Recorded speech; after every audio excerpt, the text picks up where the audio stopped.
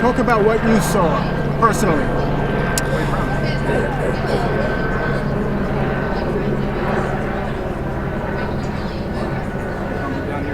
I'd rather not.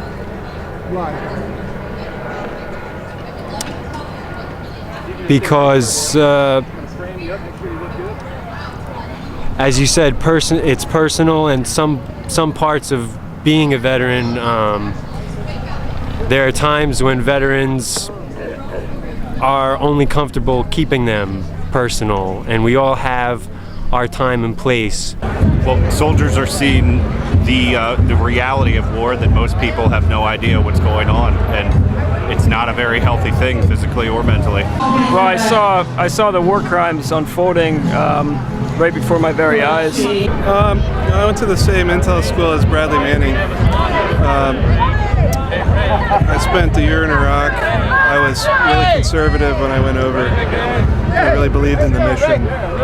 But what I saw there changed my mind about that. See, I was in the headquarters company, 2nd Brigade Combat Team, 10th Mountain Division in Baghdad, Iraq, the same unit that Bradley Manning was in when he made the moral decision to inform the world about the true horrors of war.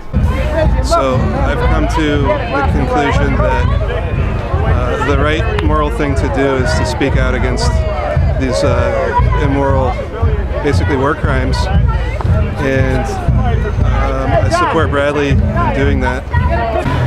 I support Bradley Manning because he released the facts, the documents that showed the things that I saw and the things that I participated in while I was deployed in Iraq, and to let the American people and the people of the entire world know what's going on and what the military and the U.S. government's doing.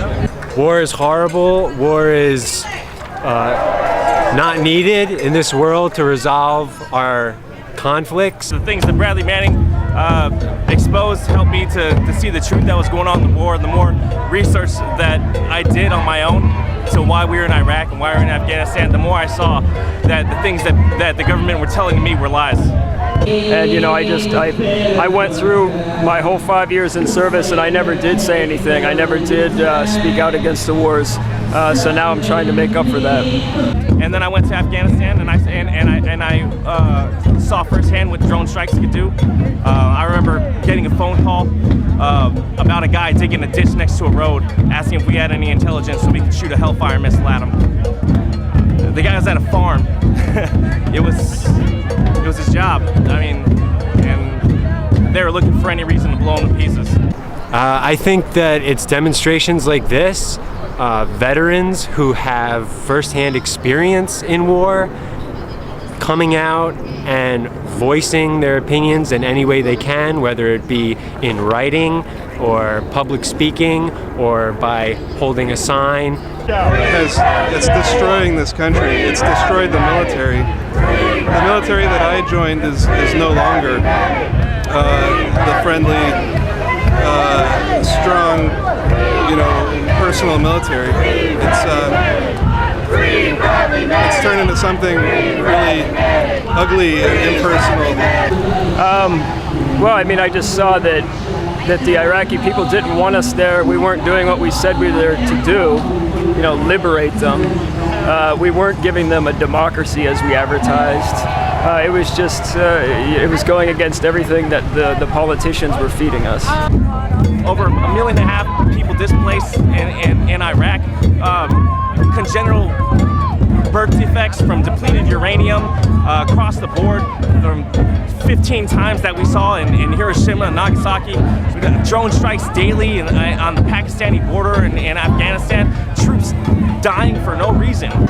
A human life is a human life, and an American life.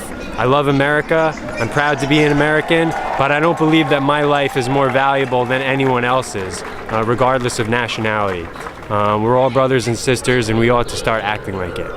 I mean, and then a lot of other things that I can't talk about because I fear the same fate of Bradley Manning. I don't have the balls that Bradley Manning does. That's why I'm here supporting him. I have PTSD, so I'm still trying to cope with it. I'm still getting treatment for it. It's difficult for anybody to speak out because it's going against the group. To be a dissident is hugely stressful. But you just get to the point where you're either going to do it or it's going to eat you up. I'm from Long Island, and in my county, Suffolk County, we have about one veteran commit suicide or overdose every month. Something's wrong with this picture. I only hope that veterans who are having trouble channeling their personal baggage from war, I can only hope that they might find peaceful humanitarian efforts like what we're doing here today to be a form of therapy. Oh yeah, I've been in the hospital a number of times, suicidal. It's really hard. There's a scarcity of meaning.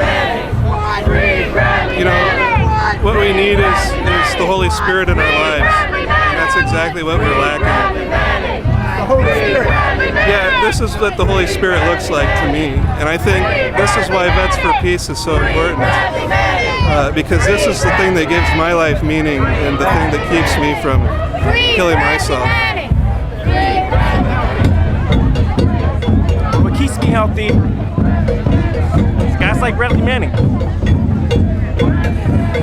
The idea that I know that if I speak the truth enough, that if I fight for change, that if I talk to Congress, if I do enough things, that this country is a great place. And if we get enough people together who know the truth, then we can make change.